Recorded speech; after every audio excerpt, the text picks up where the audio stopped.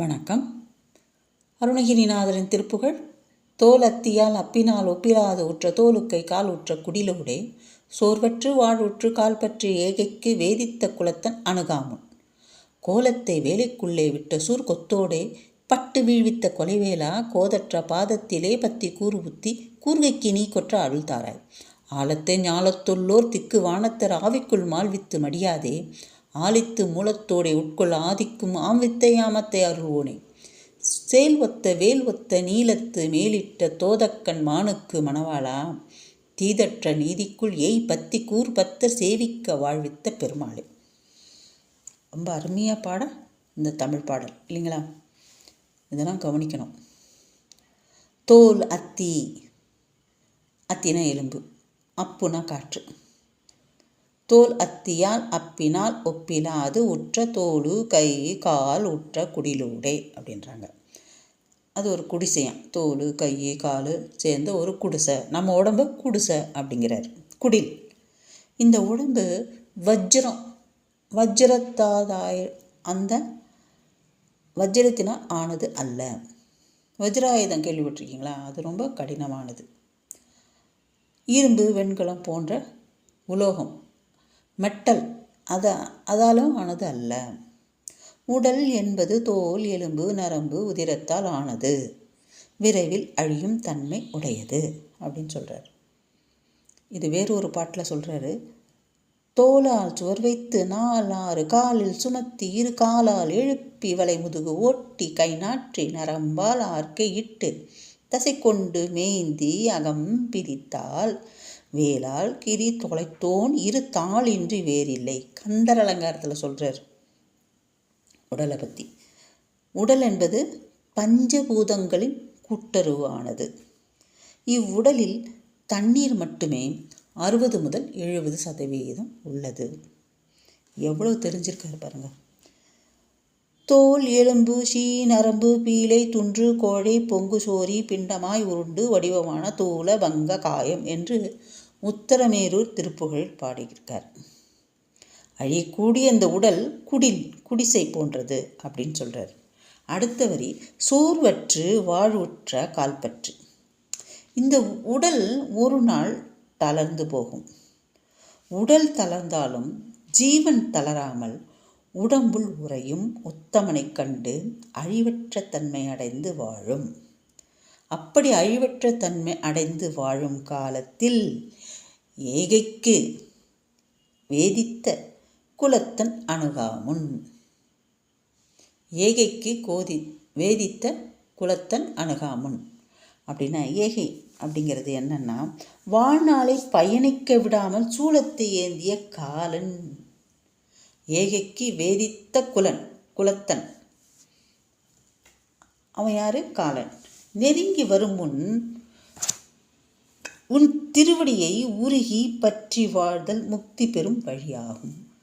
அந்த காலன் வரத்துக்கு முன்னாடி உன் திருவடியை பற்றி கொள்ளணும் அப்பா அப்படி சொல்றார். கோலத்தை வேலைக்கு உள்ளே விட்ட சூர் கொத்தோடே பட்டு வீழ்வித்த கொலை வேளா. இந்த வேலை எப்படி அவன் இந்த சூரனுடைய குடும்பத்தார் அந்த குலத்தோடு அழித்தது. சூர் கொத்தோட பட்டு வீழ்வித்த கொலை வேளா. அப்படி அந்த குலத்தையே அப்படி அழிச்சிட்டான். எப்படி கொலை செஞ்சிட்டான்? அதை எப்படி சொல்கிறாங்கன்னா, முருகப்பெருமானின் விஸ்வரூபத்தை கண்ட சூரன் வெருண்டு சினம் கொண்டு இக்குமரனை கொணர்ந்து என்னுடன் போர் புரிய விடுத்த தேவர் யாவரையும் முன்னதாக கொல்லுவேன் என சூளுரைத்தான் அப்படிங்கிறார். எதுக்காக ஒரு முருகன் அவதாரம் வந்தது? தேவர்கள் பணிய உடனே முருகன் அவதாரம் எடுத்தாச்சு.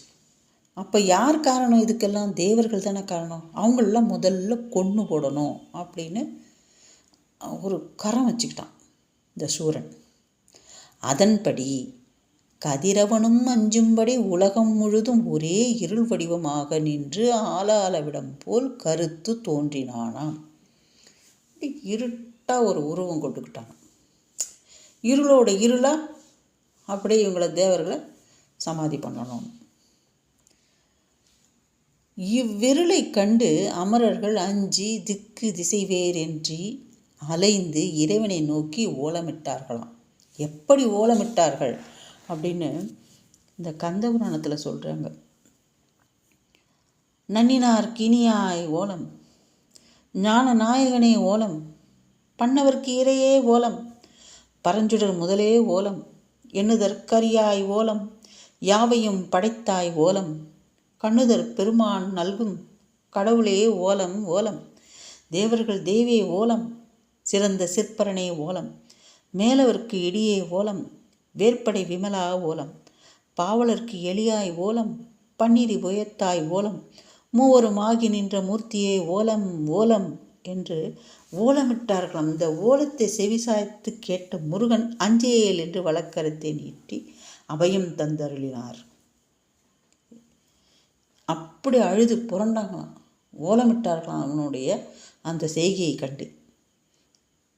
வேற்படையை நோக்கி முருகன் இங்கிவன் உடலை பிளந்து எய்துதி இமைப்பில் என்று பணித்தாராம்.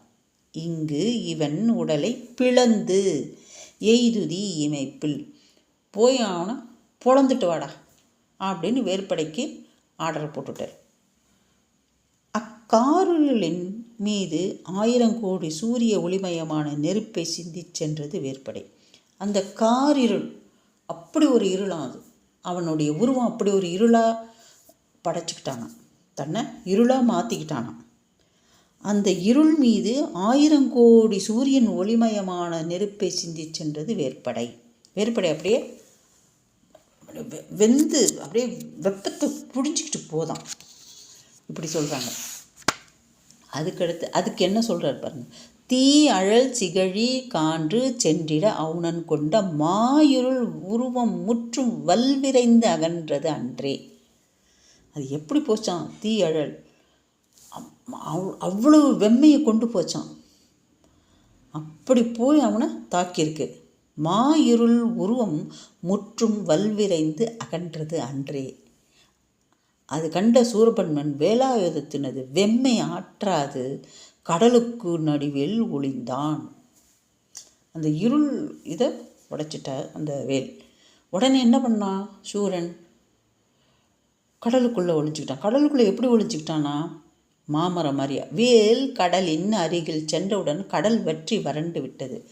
இந்த வேல் வெம்மையானது இல்லையா, 1000 கோடி சூரியனுக்கு ஒப்பான வெப்பத்தை கொண்டு போயிருக்கு இல்லையா, அது போய் இந்த கடலில் போய் நின்ன உடனே, இந்த சூரனை தேடி கொண்டு போன உடனே அந்த கடலை வற்றி போச்சான். அதனால தான் அங்கே பாடியிருக்கார் வேல்வகுப்பில், திரைக்கடலை உடைத்து நிறை புனர் கடிது குடித்து உடையும் உடைப்பு அடைய அடைத்து உதிரம் நிறைத்து விளையாடும் அப்படின்னு வேல்வகுப்பில் சொல்லியிருப்பார் வேல்மாறல் பாராயணத்தில். திரைக்கடலை உடைத்து நிறை புனர்கடிது குடித்து உடையும் உடைப்படைய அடைத்துதிரம் நிறைத்து விளையாடும். மாமரமாய் நின்ற சூரனை மடம் பிடித்திட்ட வெஞ்சூர் மாமுதல் தடித்தது. மாமரமாக போய் நின்றுட்டாங்க. வேலாயுதத்தால் மாமரம் பிளக்கப்பட்டதும் மாலாவரம் பெற்ற சூரன் மடிந்திலன் ஆகினன. அவனுக்கு சாகாவரம், அவருக்கு தான் சாகாவரம் கொடுத்துட்டாரு சிவபெருமான். மாலாவரம் பெற்ற சூரன் மடிதிலனாகி பழைய அசுரனாய் சீரியழ வேற்படை அவன் உடம்பை 2 கூறாக பிளந்தது. அவனுக்கு சாகாவரன்றதுனால அவன் என்ன பண்ணான்? திரும்பவும் சீறி பாயறானான், வாள் கொண்டு வீசுறானான். உடனே அந்த வேல்படை என்ன பண்ணுறது? அவன் நெஞ்சை பிளந்தது. ஈசன் ஈன்ற வர வலிமை சூரன் அழிவிலனாகி மீண்டும் ஒரு சேவலும் மறுக்கூறு மயிலுமாகி நின்றான். அவனுக்கு அழிவே கிடையாதுன்னு சொல்லிட்டார் இல்லையா, சாகாவரம் இல்லையா. அதனால் அந்த 2 கூறாக பிளந்த அந்த ஒரு கூறு மயிலாகவும் ஒரு கூறு சேவலாகவும் மாறியது. இப்படி கொத்தோடு குலத்தினை அழித்த வேலாயுதனே, அதை சொல்லத்தான் இவ்வளோ சொன்னேன். கொத்த அப்படியே அழிச்சுட்டாராம். கோலத்தை வேலைக்குள்ளே விட்ட சூர் கொத்தோடு பட்டு வீழ்வித்த கொலை வேலா அப்படின்னு சொல்கிறாங்க. அடுத்தது, கோதற்ற பாதத்திலே பத்தி கூர்புத்தி கூர்கைக்கும் நீ கொற்ற அருள் தாராய், உன் திருவடியில் பக்தியுடன் புத்தி கூர்மையுடன் வெற்றி வழி செய்க அப்படி சொல்கிறாங்க. அப்படியே உன்னோட கோதற்ற பாதம்னா குற்றமற்ற பாதத்திலே பத்தி பற்றி கூர்புத்தி புத்தி கூர்மையுடன் பற்றுபொருளுக்கெல்லாம் நீ கொற்ற அருள் தாய வெற்றி வழி செய்க அப்படின்னு சொல்கிறார். அதுக்கடுத்தது ஆழத்தை ஞாலத்துள்ளோதுக்கு வானத்தர் ஆவிக்குள் மாழ்வித்து மடியாதே அப்படின்னா உலகில் உள்ள அனைத்து உயிர்களையும் வானோர் முதற்கொண்டு ஆழத்தை ஞாலத்துள்ளோர்னு உலகத்துள்ளோர், திக்கு வானத்தர் திக்கு திசையில் எல்லாரும் வானத்தவர் முதற்கொண்டு ஆவிக்குள் மாழ்வித்து மடியாதே. அந்த ஆழகாலத விஷயத்தை அவங்க சாப்பிட்டாங்கன்னா எல்லாம் மாண்டு போயிடுவாங்கன்னு இந்த ஈசன் என்ன பண்ணுறார், ஆழித்து மூலத்தோடைய உட்கொள்ள ஆதிக்கு மாம்வித்தையாம் அத்தை அருள்வோனே. அப்படியே கழித்து நடனமாடிக்கொண்டே அந்த உட்கொள் ஆதிக்கும் அந்த ஆதிபுரீஸ்வரர் ஆதிநாயகன் அவர் என்ன பண்ணார், ஈசன் அந்த விடத்தை தானே உட்கொண்டு விட்டாராம். ஆம் வித்தையாம் அத்தை அருள்வோனே அப்படின்னா அப்படி உட்கொண்ட ஈசனுக்கு ஞானமாகிய வேதப்பொருள் உணர்த்தியவனே அப்படின்னு அர்த்தம். சேல்வொத்த வேல்வொத்த நீளத்து மேலிட்ட தோதக்கண் மானுக்கு மணவாளா. சேல்னா ஒரு மீன் வகை, கெண்டை மீன். சேல்வொத்த வேல்வொத்த நீளத்து மேலிட்ட தோதக்கண், வள்ளியோட கண்கள் அப்படி சேல் கெண்டை மீன் கண்கள் மாதிரியா இருக்குமா. அவன் மானை போல இருக்கலாம். அந்த மானுக்கு ஏற்ற மணவாளன் யார், முருகன். மானுக்கு மணவாளா தீதற்ற நீதிக்குள் ஏய்பத்தி கூர்வத்தர் சேவிக்க வாழ்வித்த பெருமாளே. தீதுன்னா குற்றமில்லாத நீதி வழியில் பொருந்திய அடியார்களை வாழ்விக்க வந்த பெருமாளே நின் தாள் சரண் அப்படின்னு பாடுறாரு. இந்த பாடல் இவ்வளோ அழகாக இருக்கும், அந்த பாடுறதுக்கு ரொம்ப அழகாக இருக்கும். அவர் சொன்ன இந்த கருத்துக்கள் மிகவும் எவ்வளோ நமக்கு அப்படியே புல்லரிச்சு போகுது இல்லையா அதை கேட்கும்போது. இதை படித்து உணரணும். தேங்க்யூ.